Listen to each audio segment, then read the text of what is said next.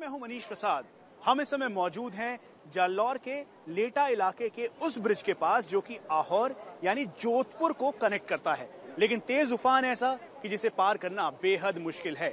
Bridge के ऊपर से पानी ओवरफ्लो हो रहा है। एनडीआरएफ की टीम लगातार कोशिश कर रही है कि उस तरफ से इधर आ जाए, लेकिन उन्हें कामयाबी नहीं मिल रही है। शाम हो चुकी है, चारों तरफ अंधेरा है। आप ये अंदाजा लगाइए कि सैलाब के बीच अंधेरे में जिंदगी कैसे कटेगी।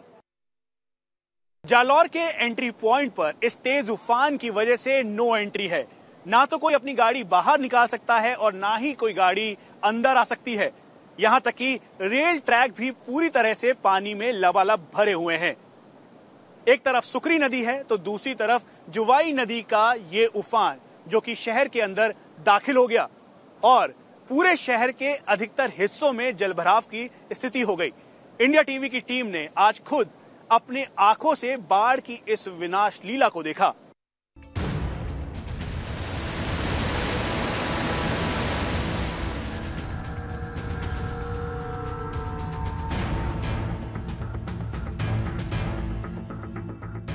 पानी के बीच से निकला गाड़ियों का ऊपरी हिस्सा। पानी के बीच से झांकते ये बोट और पानी में आधा डूब चुका ये माइलस्टोन बता रहा है कि ये नदी नहीं बल्कि इंसानों की रिहायशी बस्ती है। राजस्थान का जालौर सैलाब में इस कदर फंसा है कि जमीन का कोई हिस्सा ऐसा नहीं जहां पानी ना हो। कहीं घर, मकान, गाड़ियां सब कुछ पानी में डूबी। गली मोहल्लों में घुटनों तक पानी, कहीं उफनता पानी तो कहीं रेल की पटरियों पर पानी। यह वही राजस्थान की धरती है जो अपने रेगिस्तान के लिए मशहूर है, जहां बूंद बूंद पानी की कीमत लोग बखूबी समझते हैं। लेकिन कुदरत का मिजाज ऐसा बदला कि रेगिस्तान के करीब वाले शहर में लोग सैलाब से सामना कर रहे हैं। रोजमर्रा की जिंदगी सड़कों, घरों, गलियों में उतरे सैलाब में फंस कर रह गई है। पानी के इस विकराल साम्राज्य को देखकर तो ऐसा लगता है जैसे इंसानों ने नदी के बीच शहर बसाने की कोशिश की है। लेकिन सच तो यह है, जालौर में जवाही नदी ने घुसपैठ की है और अब हर हिस्से में नदी के पानी का कब्जा हो चुका है। पानी की तेज धारा इंसानी बस्ती को सीधे चुनौती दे रही है। इस तेज धारा में एक कदम भी चलना मुमकिन नहीं। ये जालौर का मेन रोड है जो कि जोधपुर से कनेक्ट करता है। पानी का उफान बेहद तेज है और यही सैलाब लोगों के घरों तक पहुंच रहा है, जिसकी वजह से सब कुछ जलमग्न हो गया है। चारों तरफ जो आबादी थी वहां इधर से उनको सुरक्षित ठिकानों तक पहुंचा दिया गया है। लगातार प्रशासन का अलर्ट है, लेकिन चुनौती यहां के स्थानीय लोगों के लिए है कि वो अपना घर छोड़कर कैसे जाएं। ये तेज उफान है और यहां से करीबन 3 किलोमीटर की दूरी पर नेटा पुल है जो कि पूरी तरह से वाटर ओवरफ्लो है। जालौर में ऐसा सैलाब पहले कब आया था किसी को याद नहीं। लोग बताते हैं कि हाल के सालों में जालौर में कभी इतना पानी नहीं आया था। करीब 45 साल पहले जालौर में सैलाब ने ऐसी तबाही मचाई थी। मैंने अपनी लाइफ में कभी नहीं देखा सर ऐसा। 1970 से लगा कि 75 के बीच में मेरे तक जानकारी है, जो भी आधे अधूरी जानकारी है उसमें मुझे ये सिर्फ सुनने में आया था। 1970 से 75 के बीच में थी, ऐसा मैंने पानी कभी देखा नहीं। और टेंशन इस बात की भी है क्योंकि पानी लगातार बढ़ रहा है। मौसम विभाग ने अलर्ट जारी किया है। सर ऐसा पानी मैंने कभी देखा नहीं, तो उस हिसाब से यही पानी जालौर शहर के अंदर घुसने की तैयारी कर रहा है और लगभग घुसने में कामयाब भी हो चुका है। ऐसी हालत सर आज से 45 साल पहले देखी थी, जब हम बचपन में थे। हमारा यही मकाम है आया हुआ, और ये जो वर्तमान की स्थिति ऐसी है सर कि ये पूरे जालौर के लिए खतरा साबित हो गई है। जो जूना लेटा है वो पूरा टापू बन गया है। अब जरा जालौर को जोधपुर से जोड़ने वाली इस मेन हाईवे का हाल देखिए। हाईवे उफनती लहरों के समंदर में गुम हो चुका है। रोड पर गाड़ियों का चलना नामुमकिन हो चुका है। पानी से पूरी तरह घिर चुके जालौर की सड़कों पर पुलिस की टीमें उतर चुकी हैं। जिन इलाकों में सड़कों की स्थिति ज्यादा खराब है वहां जाने से पुलिस लोगों को रोक रही है। पानी का बहाव बढ़ रहा है, कृपया आप लोग पानी में न जाएं। जगह जगह रोड ब्लॉक कर दिया गया है ताकि लोग सैलाब के खतरे से बचे रहें। ठीक सामने ये मेन हाईवे है जो कि जोधपुर से कनेक्ट करता है, लेकिन तस्वीर इस समय उसकी बदली हुई है। इसीलिए लगातार ये हिदायत दी जा रही है, लोगों को कहा जा रहा है कि वो यहां से सुरक्षित ठिकानों तक पहुंच सकें। हालात ऐसे हो चुके हैं कि अब लोगों को घर छोड़कर सुरक्षित जगहों पर जाने के लिए कहा जा रहा है। आप लोग कृपया नदी में न आए, आप लोग सुरक्षित स्थानों पर ऊपर चले जाएं। पानी कभी भी बढ़ सकता है और जो निचले स्थानों पर जिनके मकान बने हुए हैं कृपया अपने मकान खाली कर दें। लेकिन जालौर की तस्वीर बस यही नहीं है। सैलाब के पानी ने जालौर के लोगों का रास्ता हर तरफ रोक रखा है। आपको दिखाते हैं शहर के रेलवे स्टेशन का हाल। जरा देखिए किस कदर भारी बारिश ने यहां का हाल बदल कर रख दिया है। पटरियों पर भी घुटने तक पानी है। जालौर रेलवे स्टेशन इस समय कल्पना से बिल्कुल परे है। हम जहां पर खड़े हैं वो रेलवे ट्रैक है और घुटने तक पानी है, और ये है यहां का उफान जो पूरी तरह से फ्लड यानी बाढ़ में तब्दील हो गया है। रेल की पटरियां दूर तक नहीं दिखाई देंगी, जो दिखाई देगा वो ऐसा लगता है कि ये नदी है, नहर है और नाला है। लेकिन वास्तविकता ये है कि ये जालौर का रेलवे स्टेशन है जो कि कांडला पोर्ट के लिए एक मेन स्ट्रेटेजिक और कमर्शियल लाइन है। पानी ने किस कदर रेलवे स्टेशन को अपनी चपेट में लिया है, यह तस्वीर इसकी बानगी है। ऐसा लगता है जैसे किसी नदी के किनारों पर लोग खड़े, पानी थोड़ा नहीं बल्कि करीब करीब कमर तक। इसी पानी से होकर लोग गुजर रहे हैं। यहां 5 दिनों से कोई ट्रेन नहीं आई। जिन्हें जालौर से बाहर जाना था उनके पास कोई रास्ता नहीं बचा है। चारों तरफ पटरियों का कोई नामो निशान नहीं है। ये कांडला पोर्ट से आने वाली एक स्ट्रेटेजिक कमर्शियल लाइन है। उसके साथ साथ बाड़मेर और बीकानेर के लिए ये रेलवे लाइन एक लाइफलाइन का काम करती है। दूसरी तरफ रिहायशी इलाका है जहां पर पानी पूरी तरह से लथपथ है। घरों के अंदर पानी है, उस तरफ पानी है, यानी पूरा जालौर इस समय पानी में डूबा हुआ है। राजस्थान में कई हिस्सों में बाढ़ और बारिश ने ऐसे लोगों का जीना मुहाल किया है। कई जगहों पर हालात इस कदर बिगड़े हैं कि एनडीआरएफ और स्थानीय प्रशासन ने लोगों का रेस्क्यू किया है। मुख्यमंत्री वसुंधरा राजे आज जालौर का दौरा करने वाली थी, लेकिन बिगड़े मौसम की वजह से दौरा रद्द करना पड़ा। Manish Prasad, India TV, Jalore, Rajasthan. जालौर राजस्थान का ऐतिहासिक शहर है। इसके 45 साल के इतिहास में इस तरह का सैलाब कभी भी नहीं आया था। यहाँ के लोग रेगिस्तान आसानी से जा सकते हैं, गर्मी के आदी हैं, लेकिन इस बाढ़ और बारिश ने इनको घरों के अंदर बंधक बना दिया है और घर भी रहने लायक नहीं बचे हैं क्योंकि पानी अंदर है। सड़कें टूट चुकी हैं और यही नहीं बल्कि रेलवे ट्रैक भी पानी से लबालब भरे हुए हैं। ऐसे में लोग पानी से परेशान हो गए हैं और दिक्कतें बढ़ने लगी हैं। सभी जनसाधारण को सूचित किया जाता है कि जोई बांध के गेट खुलने से पानी का बहाव बढ़ रहा है। कृपया आप लोग पानी में न जाएं।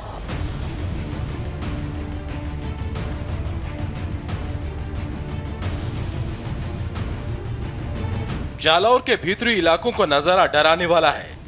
लोग किसी तरह ऊंची जगहों पर पहुंच गए हैं, लेकिन गाड़ियां डूब गई हैं। घर, गली, मोहल्ला सब कुछ उफनते पानी की चपेट में है। बेतहाशा पानी जालौर के लोगों की दुश्वारियां बढ़ा रहा है।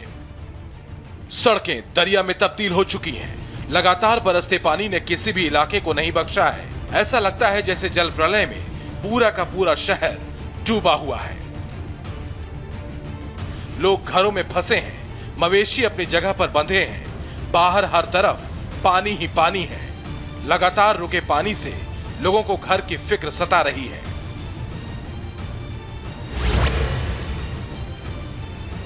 ये जालौर का सर्किट हाउस के पीछे का हिस्सा है। इस समय जलभराव की स्थिति यहाँ पर है और पानी का फ्लो तेज है।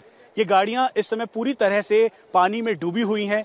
ये मैकेनिकल गैराज है और उसके साथ साथ जो आसपास के रिहायशी इलाके हैं वो भी यहाँ से लोगों को खाली करवाया जा रहा है। आपको क्या से खाली करने के लिए कहा है, क्या कहा गया है? हर जगह ये खाली हो गया। इतना पानी 10 सालों में कभी नहीं देखा है। बहुत सारा पानी आ गया है। ये पूरा देखो तो ये 10 फीट तक अंदर पानी है पूरा। और ये क्या नाम है आपका? सरोज। ऐसा पानी आपने अभी तक कभी देखा? क्योंकि जालौर में इस तरीके का हालत फिलहाल तो हमने नहीं देखा, लाइफ में कभी नहीं देखा। बस फर्स्ट टाइम देखा हमने यहाँ पे। डर भी लग रहा होगा, घर कैसे छोड़ के आए क्योंकि चोरी हो सकती है, कुछ भी हो सकता है। सही बात है, पानी इतना ज्यादा आ गया कि क्या बताए। डर लग रहा है कि बाढ़ के हालात होने वाले हैं इधर तो। जालौर की सड़क पर दिख रही भीड़ उन लोगों की है जो सैलाब से निकलकर सुरक्षित जगहों की ओर जाने को निकले हैं। खाली हाथ घर से निकले इन लोगों के पास अपना तो घर है, न ही खाने पीने का सामान। ये सभी लोग प्रशासन और सरकार के भरोसे निकले हैं। जालौर की ऐसी हालत सिर्फ गांव और निचले इलाके में नहीं है। शहर के वीआईपी इलाकों में भी सैलाब का पानी पहुंच चुका है। ये जालौर की पुलिस लाइन है। सैलाब के पानी ने यहाँ भी घुसपैठ की है। जरा हालात देखिए। जो गाड़ियां हैं वो धीमी रफ्तार से आगे निकल रही हैं, लेकिन दिक्कत इस बात की है कि पुलिस लाइन के अंदर भी पानी की निकासी का कोई भी साधन नहीं है। हम जिस फील्ड में खड़े हैं, जो फुटबॉल फील्ड है, वहां पर पानी का लेवल आपके सामने है और ये क्वार्टर गार्ड यानी मेन पुलिस लाइन का एडम ब्लॉक है। उसके बावजूद भी तेज बारिश की वजह से स्थानीय लोगों को, डिस्ट्रिक्ट एडमिनिस्ट्रेशन को बेहद चिंता है और परेशानी इसी बात की है कि बारिश आखिरकार कब रुकेगी। सैलाब की वजह से जालौर में जिंदगी थम सी गई है। स्कूल जाने के लिए न तो सड़कें बची हैं और स्कूल भी सैलाब के पानी में डूबने लगा है। ये केंद्रीय विद्यालय जालौर का है और जहां पर हम इस समय खड़े हैं वो मेन एरिया है जहां पर प्रार्थना होती है। लेकिन अब यहां पर कई दिनों से प्रार्थना नहीं हुई, लेकिन यहां के टीचर्स और स्टूडेंट्स अपने घरों में ये प्रार्थना कर रहे हैं कि ये जल प्रकोप खत्म हो, बारिश बंद हो और जो जलभराव की स्थिति इस समय केंद्रीय विद्यालय जालौर की है वो खत्म हो। घुटने से ठीक ऊपर पानी यहां पर है और ये मेन क्लासरूम एरिया है, साथ में स्पोर्ट्स फील्ड है जो पूरी तरह से पानी में डूबा हुआ है। जवाही नदी का पानी जालौर के कई हिस्सों में घुस चुका है और कई जगहों पर इसकी लहरें बेहद तेज हैं। ऐसी जगहों पर प्रशासन ने रस्सा लगाकर रास्ता बंद कर दिया है। जालौर के पत्रकार विहार कॉलोनी के पास से नदी की एक धारा बहने लगी है, जिसकी वजह से शहर का एक हिस्सा बिल्कुल अलग थलग पड़ गया है। राजस्थान का जालौर अपने पड़ोसी राज्य गुजरात से सटा हुआ है। जालौर और गुजरात के बनासकांठा की दूरी बेहद कम है और वहां पर भी बाढ़ जैसे पूरे हालात हैं। लगातार रेस्क्यू ऑपरेशन किया जा रहा है। गुजरात के इसी बनासकांठा में हमारे सहयोगी जयप्रकाश कई गांवों में पहुंचे और उन्होंने जायजा लिया। शुक्रिया मनीष। मैं इस वक्त मौजूद हूं बनासकांठा के कांकरेज तहसील की बनास नदी के ठीक बगल में। जी हां, ये वही नदी है जिसमें भीषण तबाही और बाढ़ ने उत्तर गुजरात के 4 जिलों में 60 लोगों को मौत के नींद सुला दिया है। मैं मौजूद हूं अहमदाबाद से करीब 270 किलोमीटर दूर कांकरेज तहसील में और इस तहसील के आसपास का मैं आपको नज़ारा बताना चाहूं तो ये पूरा तहसील पानी में डूबा हुआ है। करीब 100 से ज्यादा गांव इस तहसील के अब भी मुख्य धारा से कटे हुए हैं। बनास नदी और सरस्वती नदी के जॉइंट संगम ने इस पूरे 4 जिले में सबसे ज्यादा तबाही मचाई है, सबसे ज्यादा नुकसान किया है और इस जिले की ज्यादातर सड़कें, ज्यादातर गांव अब भी पूरी तरह से कटे हुए हैं।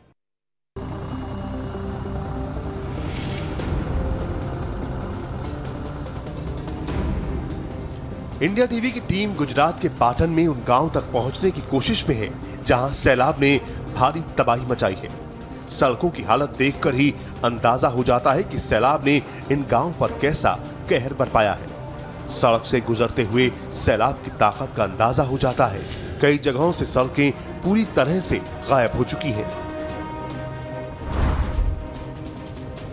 आगे और ऐसे हालात बने हुए हैं जिन्हें दिखाने के लिए हम और आगे दादर की तरफ चलेंगे। दादर वो गांव है जो पूरी तरह से इस तबाही में बर्बाद हो गया है। हम दादर गांव जाकर वहां की ग्राउंड रियलिटी आपको दिखाएंगे। ये ऐसी परिस्थिति है जो देखने से ही पता चलेगा कि इस बाढ़ का मंजर कितना भयानक था और अभी तक इस दादर गांव में कोई भी नहीं पहुंच पाया है। इंडिया टीवी की टीम पहली बार ये कोशिश कर रही है कि उस गांव की वस्तुस्थिति, उस गांव की ग्राउंड रियलिटी आपके सामने दिखाई जाए। पाटन के दादर गांव में हर तरफ सैलाब से हुई बर्बादी नजर आती है। सड़क के दोनों ओर कई जगहों पर अब भी पानी है। जमीन दलदल में बदल चुकी है और सूखी जगहों पर मवेशियों ने अपना घर बना लिया है। आखिर हम एक ऐसी जगह पहुंचे जहां से आगे जाना मुमकिन नहीं था। पाटन जिले में बाढ़ की तबाही का जो असर है वो कितना भयावह, कितना खतरनाक था, उसका एक यहाँ पर हम आपको नजारा दिखाते हैं। हम अभी राधनपुर पाटन स्टेट हाईवे पर खड़े हैं और ये स्टेट हाईवे का जो दादर गांव है उसका इलाका है। और ये दादर गांव के एरिया में आप देख सकते हैं स्टेट हाईवे करीब 500 मीटर में पूरी तरह से उखड़ गया है। चारों तरफ से जो स्टेट हाईवे है उसकी मट्टी धंस गई है, उसके डामर और उसकी गिट्टी जो है वो बह गई है। ये गांव सरस्वती और बनास नदी के बेहद करीब है। नदी में जैसे ही बाढ़ आई कुछ ही देर में ये गांव पानी से लबालब भर गए। लोगों के मुताबिक कई घरों में पानी 20 फीट तक भर गया था। हम पाटन जिले के दादर गांव में मौजूद हैं। इस गांव में सबसे बड़ी तबाही जो बनास नदी है उसकी वजह से आई। बनास नदी में जब बाढ़ आई, उस बाढ़ का पूरा पानी इस गांव में आ गया और पूरा का पूरा गांव 6 से 7 फुट तक डूब गया। इस घर में मौजूद हैं, ये पर्वत भाई का घर है और यहाँ पर देख सकते हैं जो कीचड़ है वो अभी भी यहाँ पर अंदर मौजूद है। करीब 6 से 7 फुट पानी भर जाने से जो गेहूं रखा हुआ था घर में, अनाज रखा हुआ था, वो पूरा का पूरा अनाज जो है वो पानी के नीचे आ गया और पूरा अनाज बह गया। ये जो आपको दीवार में छेद नजर आ रहा है, ये पानी की धार की वजह से बना हुआ है। पूरी की पूरी जो दीवार के बीच का हिस्सा है वो बह गया और इस तरफ जो है दूसरा जो मकान है, इस मकान के अंदर ये पूरा हिस्सा आ गया। आप ये जो ऊपर लकड़ी का पिलर देख रहे हैं, इस पिलर के ऊंचाई तक ये पूरा का पूरा पानी भरा हुआ था और अभी भी लोग कीचड़ निकालने में जुटे हुए हैं।